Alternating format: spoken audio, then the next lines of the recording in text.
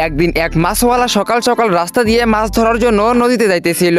তখনই তার নজর পড়ে একটি অটোর দিকে। তার সামনে এসে অটোটা দাঁড়িয়ে পড়ে। তারপর সেই অটোর ভিতর থেকে অটোওয়ালা আর প্যাসেঞ্জার নেমে পড়ে। প্যাসেঞ্জার অনেক খুশি হয়ে তাকে অনেকগুলো টাকা দিয়ে দেয় এইখানে তাকে নিয়ে আসার জন্য। তারপর সেই অটোওয়ালা খুশি হয়ে সেইখান থেকে চলে যায়। তারপর সেই মাছওয়ালা বলতে লাগে, আরে সর্বনাশ, আমি প্রতিদিন মাছ ধরতে ধরতে ভোর হয়ে যাই, আর এই অটোওয়ালা একটা চক্কর দিতেই এতগুলো টাকা ইনকাম করে নিল।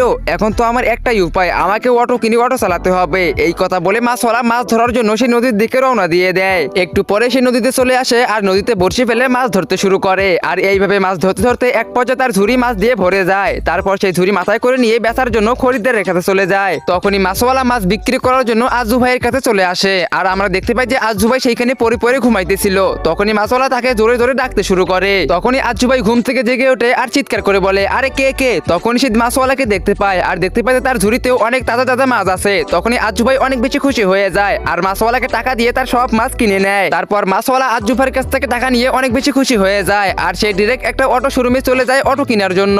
তখনই মাছওয়ালা শোরুমের মালিককে টাকা দিয়ে বলে, এই নাও টাকা আর আমাকে একটা অটো দাও। তখনই শোরুমের মালিক অনেক বেশি রেগে যায় আর বলতে লাগে, আরে এসব 5 লাখের অটো, তুই কি করে ভাবলি আমি তোকে 1,500 টাকায় দিয়ে দিব? তারপর মাছওয়ালা কিছু না বলে সেখান থেকে বিয়োজ্জত হয়ে চলে আসে আর ভাবতে থাকে, আমাকে যে করেই হোক 5 লাখ টাকা ম্যানেজ করতে হবে। তারপর মাছওয়ালা শহরের সব থেকে বড় সন্ত্রাসীর কাছে চলে যায় আর বলতে লাগে, আমাকে যে করেই হোক 5 লাখের একটা কাজ দাও, আমি কাজ করতে রাজি আছি। তো বন্ধুরা, এরপরে কি হয়েছিল সেটা তোমরা দেখতে পারবে পার্ট 2 তে। তো পার্ট 2 দেখতে চাইলে ভিডিওতে লাইক করে চ্যানেলকে সাবস্ক্রাইব করে দাও আর কমেন্ট করে পার্ট 2 লেখো।